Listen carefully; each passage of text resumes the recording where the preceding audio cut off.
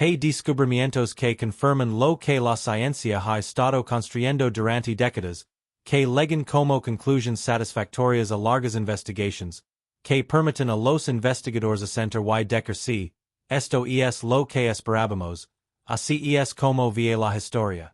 Y luego hay descubrimientos que hacen algo completamente diferente, que leguen no como confirmations sino como contradictions, que obligan a los investigadores a sentarse en silencio por un momento antes de poder comenzar a articular lo que están mirando, porque lo que están mirando no debería estar allí. Lo que los arqueólogos descubrieron en el antiguo cerro de piedra caliza de Göbekli Tepe en el sur de Turquía en 2026 CAE decisivamente en la segunda categoría. No es el tipo de descubrimiento que añade un nuevo capítulo a una historia existente. Es el tipo que te hace cuestionar si la historia alguna vez fue contada correctamente en primer lugar. El hallazgo que detuvo al equipo en seco fue una figura de piedra enterrada horizontalmente en la cimentación de una pared que había estado de pie durante más de 12,000 años. No expuesta verticalmente a la manera de las estatuas de culto. No posicionada en un nicho diseñado para presentarla a la vista. Enterrada plana, integrada en la propia estructura, de tamaño casi natural, intacta de la cabeza al torso, con sus piernas removidas con lo que los excavadores describieron como una precisión deliberada y inconfundible. Alguien en el pasado prehistórico profundo había colocado una representación de piedra de un ser humano dentro de una pared y se había asegurado, mediante la remoción metódica de sus extremidades inferiores, de que nunca pudiera ponerse de pie o marchas. Una persona hecha de piedra, selada en la arquitectura, mantenida en su lugar por la eternidad. Un mes después, en una colina cercana que 3 décadas de investigación previa habían pasado por alto de alguna manera por completo, emergió un segundo descubrimiento, diferente en forma pero igualmente desestabilizador en sus implications. Juntos estos dos hallazgos, legando en la misma temporada otoñal del mismo antiguo paisaje, comenzaron a fracturar un marco que la comunidad arqueológica había pasado 30 años construyendo cuidadosamente alrededor de este sitio. La fractura es significativa no porque destruya lo que se sabía sino porque revela cuanto nunca se entendió en primer lugar. Para apreciar el peso de lo que estos descubrimientos significan, necesitas entender que es Göbekli Tepe y que ha trastornado ya antes de que llegaran estos últimos hallazgos. El sitio ocupa una cresta de piedra caliza habilitada en la provincia de Sanliurfa en el sureste de Turquía. Sin nada notable en su apariencia exterior, el tipo de terreno elevado que un pastor podría cruzar sin una segunda mirada. Debajo de él yace algo que por la cronología del desarrollo humano debería ser imposible. Un sitio de construcción monumental, construido hace más de 12,000 años, que precede las pirámides de Egipto no por siglos sino por aproximadamente 7,000 años, que precede a la cerámica más antigua conocida, que precede a la domesticación de plantas y animales, que precede a la rueda, que precede a la escritura en cualquier forma, que precede, según todo lo que el relato convencional de la historia humana asumía, a la capacidad organizativa que la construcción monumental requiere. Las personas que construyeron Göbekli Tepe son clasificadas por el registro arqueológico como cazadores recolectores. Recolectores nómadas.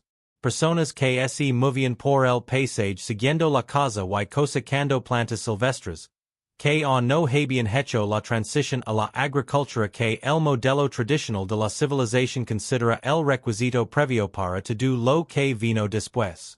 No tenían herramientas de metal. No tenían animales de tiro. No tenían, hasta donde muestra la evidencia superviviente, excedente de alimentos almacenados que hubiera liberado porciones significativas de la población de las demandas diarias de subsistencia para países meses o años extrayendo y dando forma y moviendo y erigiendo bloques de piedra de hasta 20 toneladas. Y sin embargo hicieron exactamente eso. Extrajeron bloques de piedra caliza de ese peso del lecho de roca del paisage circundante. Los dieron forma en formas, específicamente en enormes pilares en más altos que un hombre de pie. Arrastraron esos pilares por terreno abierto y los erigieron en anillos cuidadosamente dispuestos. Y luego los cubrieron con talas de extraordinaria sofisticación y variedad. Zorros en pleno salto. Jabalíes con colmillos representados con cuidadoso detalle. Buitres con las alas extendidas. Escorpions congelados a medio paso. Serpientes que serpentean por las superficies de los pilares. Símbolos abstractos cuyo significado ninguna persona viva ha descifrado. Las talas no son rudimentarias. Demuestran una comprensión de la forma y el movimiento y la representación del volumen en relieve que habla de una tradición artística de considerable profundidad, práctica acumulada durante generaciones antes de ser aplicada a estas piedras particulares. La interpretación convencional que emergió de las primeras 3 décadas de excavación trató a Göbekli Tepe como un templo, un santuario ceremonial donde grupos dispersos de cazadores recolectores convergen en ciertas estaciones para realizar rituals, para marcar eventos astronómicos o calendáricos significativos, para reforzar los lazos sociales y los sistemas simbólicos compartidos que mantenían unidos a un pueblo disperso por el paisage. La interpretación ya era revolucionaria en lo que implicaba sobre la secuencia convencional del desarrollo cultural humano. Si las personas construyeron esto antes de cultivar, así la arquitectura religiosa monumental precedió a la agricultura sedentaria en lugar de seguirla, entonces el modelo estándar de cómo se desarrolla la civilización tenía el orden exactamente al revés. Quizás el deseo de reunirse y adorar y marcar un espacio sagrado no era un lujo que el accidente hacía posible. Quizás era una necesidad que impulsaba a las personas a creer el accidente y el asentimiento que lo sustentaría. Esa interpretación era suficientemente perturbadora para ocupar el debate académico serio durante décadas. Lo que los hallazgos de 2026 hicieron fue sugerir que incluso esta comprensión revisada era insuficiente, que el sitio estaba haciendo cosas que el modelo del templo santuario no explicaba, que el cuadro era más complejo y en algunos aspectos más extraordinario que incluso la historia revolucionaria que había reemplazado a la antigua. El cambio de enfoque que hizo posibles los nuevos descubrimientos fue metodológico antes de ser arqueológico. Durante 30 años, el conocimiento de Göbekli Tepe se acumuló principalmente a través de la excavación, la minuciosa remoción de tierra capa por capa para exponer lo que yacía debajo. La excavación produce conocimiento directo insustituible de lo que hay en el suelo, pero también es inherentemente destructiva, altera permanentemente lo que descubre, y está limitada en escala por las restricciones prácticas de cuánta tierra puede mover un equipo en una temporada.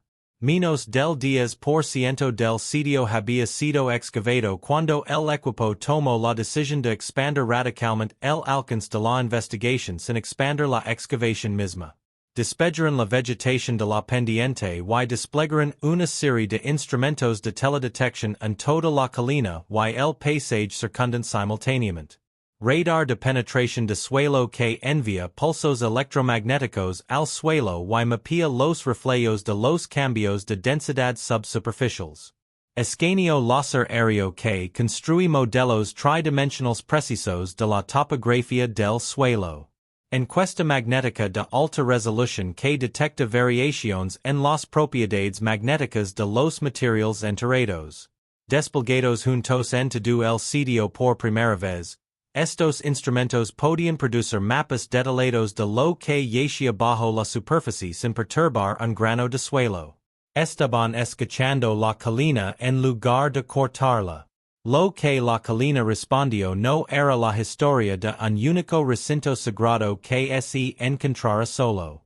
Los retornos del radar se resolvieron en formas que se acumularon con cada pasada hasta que los monitores mostraron algo que hizo que los especialistas se inclinaran hacia adelante en sus silas. Anillos dentro de anillos. Arcos de material denso que trazaban los contornos de espacios cerrados que ninguna excavación había abordado jamás. El recuento de recintos detectables subió mucho más allá del punto que había sido investigado directamente durante 3 décadas. Bajo metros de tierra acumulada, Göbekli Tepe no era un grupo de 2 o 3 estructuras ceremoniales. Era un complejo denso y elaborado que empequeñía lo que había sido visible, un mundo enterado entero debugando en ecos electromagnéticos. Y luego las lecturas de los instrumentos produjeron una forma que pertenecía a una gramática completamente diferente.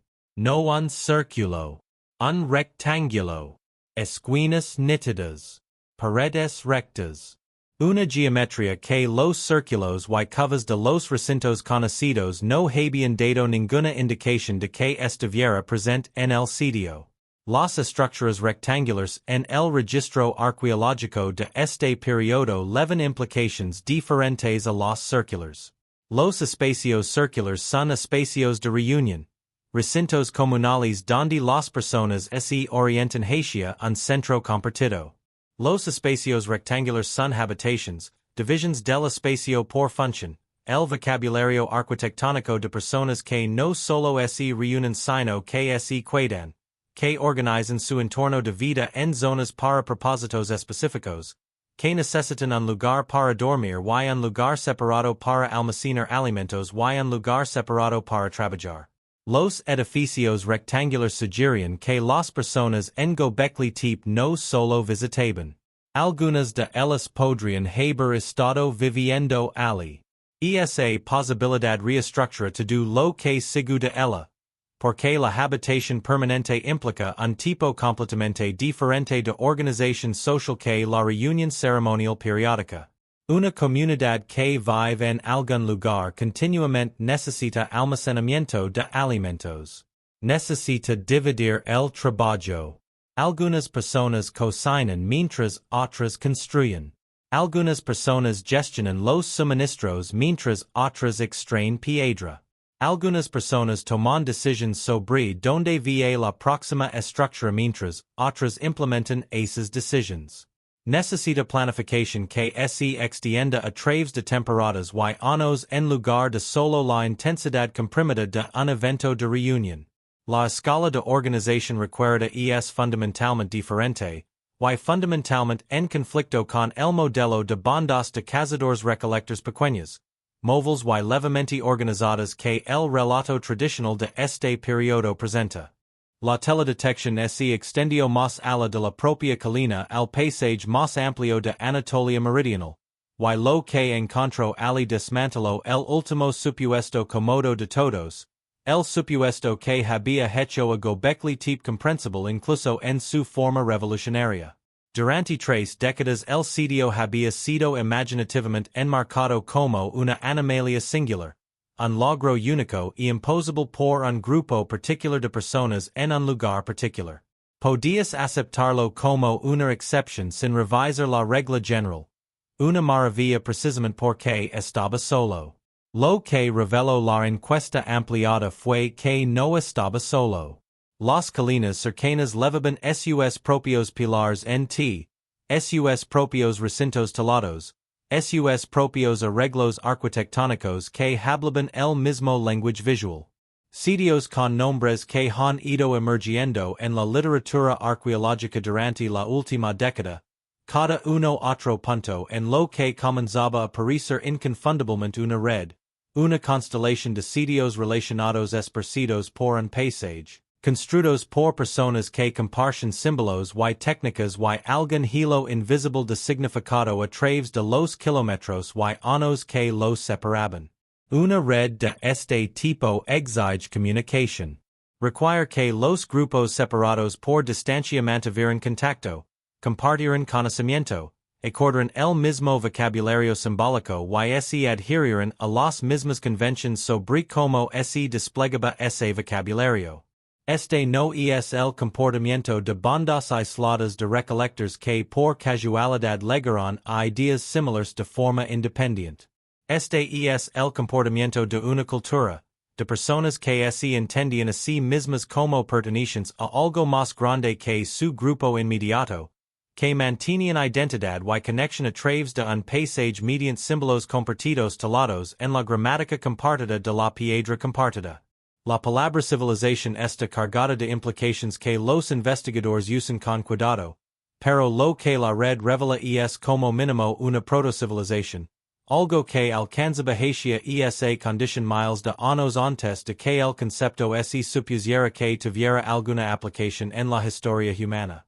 La pregunta que esto planteó, la pregunta que trajo la inteligencia artificial a uno de los paisajes sagrados más antiguos conocidos del mundo, era que estaban diciendo estas personas en el lenguaje que toleraron tan cuidadosamente y mantuvieron tan consistentemente en tantos sitios y durante tantos siglos. Más de 400 símbolos distintos habían sido catalogados en los pilares excavados. Zorros y jabalíes y grulas y buitres. Serpientes que serpentean en direcciones particulares. Escorpions en posturas particulares. Formas abstractas, formas NHY crecientes y disposiciones de puntos, que habían resistido la interpretación confiada durante 3 décadas. Cada tala había sido estudiada individualmente, cada pilar tratado como su propio pequeño misterio. Pero el conjunto completo de símbolos en los 43 pilares excavados contenía más información de la que cualquier mente humana podía sostener simultáneamente, más referencias cruzadas de las que cualquier investigador podía rastrear a lo largo de una vida de estudio. El equipo alimento todo en una red neuronal. Más de 2.500 imágenes tridimensionales de alta resolución de las superficies taladas, mapeadas con precisión milimétrica.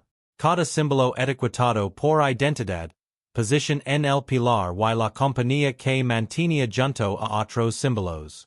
La máquina no tenía teoría que confirmar, ninguna interpretación preferida, ningún cansancio ni apego a ninguna lectura en particular. Preciso el conjunto de datos completo simultáneamente y devolvió lo que encontró. Los símbolos no estaban distribuidos aleatoriamente. Esa oración requiere el énfasis que merece, porque la hipótesis nula, el supuesto contra el que debe medirse cualquier hallazgo de estructura, era que las talas eran expresivas pero desordenadas, de la manera en que el arte ritual a menudo lo es, significativas en el sentido de encarnar significado cultural sin seguir reglas sintácticas explícitas. La máquina dijo lo contrario. Ciertos símbolos aparecen de manera confiable en compañía de ciertos otros símbolos. Las posiciones en los pilares no eran intercambiables.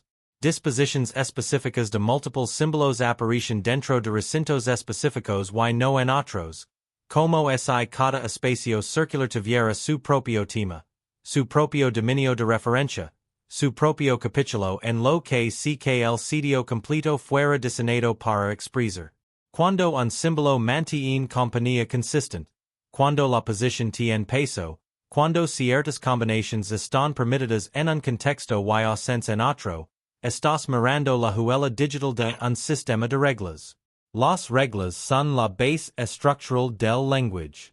El hallazgo que generó más cautela junto con más entusiasmo fue lo que emergió cuando el equipo comparó el posicionamiento espacial de ciertos grupos de símbolos con reconstrucciones computacionales del cielo nocturno tal como aparecía hace 12,000 años, antes de que la lenta precisión del eje de rotación terrestre hubiera desplazado las posiciones aparentes de las estrellas y constelaciones de lo que son hoy.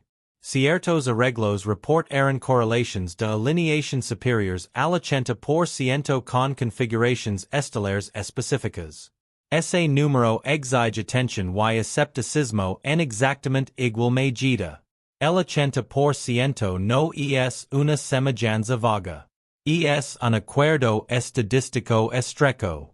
Pero la historia de la arqueoastronomía es también una historia de sesgo de confirmación, de investigadores que encontraron alineaciones cósmicas porque estaban buscando alineaciones cósmicas en conjuntos de datos lo suficientemente grandes como para que algunas correspondencias aparentes sean inevitables.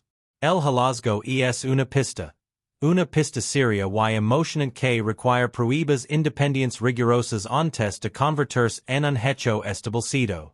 Pero incluso mantenida a distancia cuidadosa, incluso rodeada de cada advertencia apropiada, la posibilidad que abra la alineación es asombrosa. Si el sistema de símbolos sigue reglas gramaticales y hay algunas de esas reglas codifican información sobre el cielo, entonces Göbekli Tepe no es solo un lugar de culto. Es un sistema de registro. Un método para almacenar información en un medio diseñado para sobrevivir a las personas que lo crean. Un archivo construido de piedra porque las personas que lo construyen entendían que la piedra perdura de maneras en que la memoria humana y las vidas humanas no lo hacen. Un archivo implica que había algo vitalmente importante que preservar, lo que obliga a la pregunta que la máquina no podía responder. Que sabían o experimentaron estas personas que es esencial lo suficientemente importante como para talarlo en piedras de 20 toneladas y salarlo dentro de estructuras diseñadas para durar más allá de cualquier vida individual?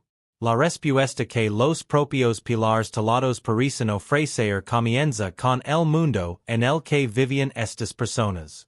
La cronología profunda de Göbekli Tepe sitúa su construcción en uno de los periodos climáticamente más catastróficos de los últimos 100,000 años. La última edad de hielo había liberado su dominio, y durante algunos siglos el planeta se había calentado hasta algo que debió sentirse como abundancia. Luego el clima se reversó. El Younger Dryas, un severo episodio de frío que duró aproximadamente 1200 años, descendió sin previo aviso sobre el hemisferio norte. Las temperaturas se desplomaron. Los bosques que se habían estado estableciendo en tierra recién descongelada se marchitaron. Las grandes manadas de animales que estas personas cazaban se adelgazaron y murieron. Los ríos cambiaron de curso. Las lluvias se volvieron poco confiables. El paisaje familiar, el que las generaciones vivas habían conocido como permanente y predecible, comenzó a transformarse en algo extraño y amenazador dentro de una sola vida. El pilar 56, una de las talas más discutidas en el sitio, muestra lo que muchos investigadores leen como una escena de agua abrumadora, densas formas superpuestas similares a olas con animales representados en pleno vuelo en cada dirección como si fueran impulsados por algo que no pueden superar. La lectura convencional es un evento de inundación. Una inundación catastrófica preservada en piedra talada por personas que la presenciaron.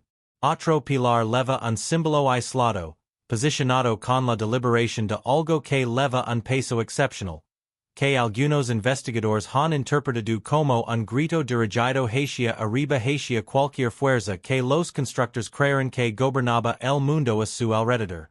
Ayuda. Recuerda. No permitas que esto sea olvidado. Si esas lecturas son correctas, entonces la figura de piedra enterrada horizontalmente descubierta en 2026 adquiere una dimensión adicional de significado. Una persona de piedra con las piernas deliberadamente removidas y selada en una pared estructural es un antepasado convertido en inamovible. Es el duelo convertido en permanente. Es la memoria convertida en arquitectura. Las personas que construyeron este lugar no solo estaban registrando observaciones astronómicas o manteniendo símbolos culturales compartidos en un paisaje. Estaban haciendo algo más fundamentalmente humano. Se estaban negando a dejar que los muertos desaparecieran completamente. Estaban construyendo un monumento en el momento en que su mundo terminaba, no a pesar de la catástrofe sino en respuesta a ella.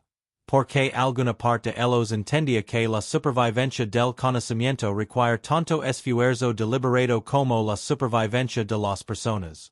Más del 90% del complejo en Göbekli Tepe permanece sin excavar.